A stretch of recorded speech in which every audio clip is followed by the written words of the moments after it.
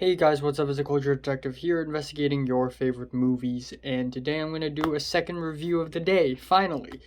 Um, Earlier today I did a review for Titan, and now I'm just gonna do a and now I'm going to be doing a movie review on the latest movie, The King's Man. About how long has it been?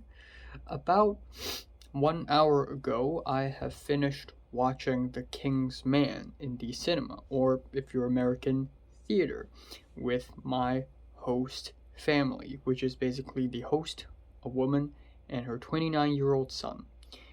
And we watched The King's Man together, and yeah, it is mediocre, so I really don't have much to talk about.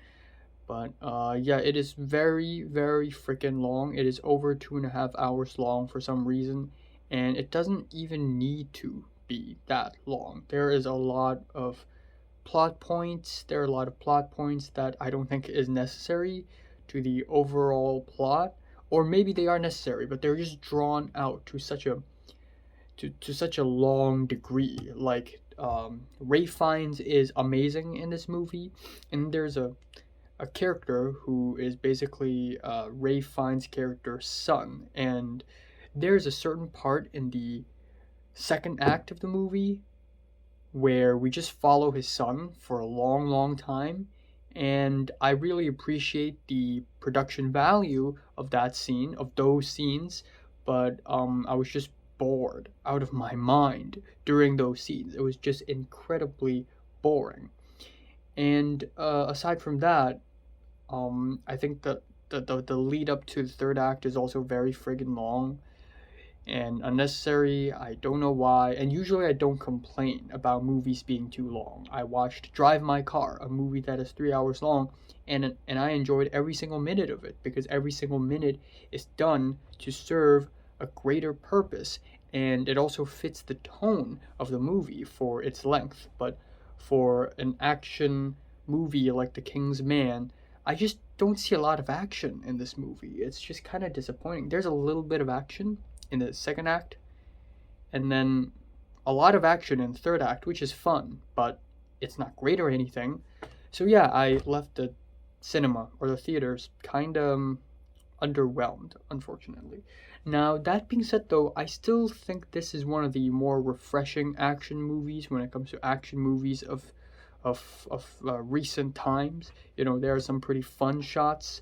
There are some pretty fun moments. There's one shot in the movie where it's basically what war does to a city, and it's sped up, so we see a really nice city and blue skies, green grass. It was very beautiful, and then the footage starts speeding up, and we see trenches being dug, fire, explosion, and it's really, really cool. So I really love those shots and scenes, but there's just not enough of them to keep me completely on my seat when I watch the movie.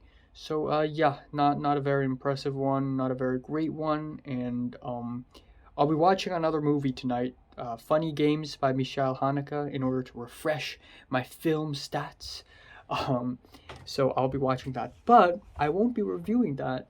Instead, I will be talking about it in the quick movie review roundup video that I will be doing on, I think, the 15th or 16th or 17th. Maybe, unless I love the movie so much so that I want to make a full individual review on it.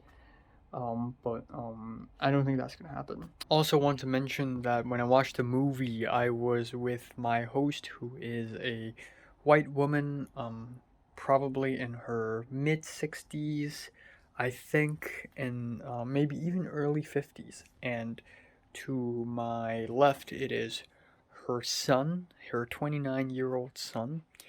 And throughout the whole movie, my host was like laughing and shouting and even in certain scenes crying at the movie, and at the end she said, "Wow, it's a really, really good movie.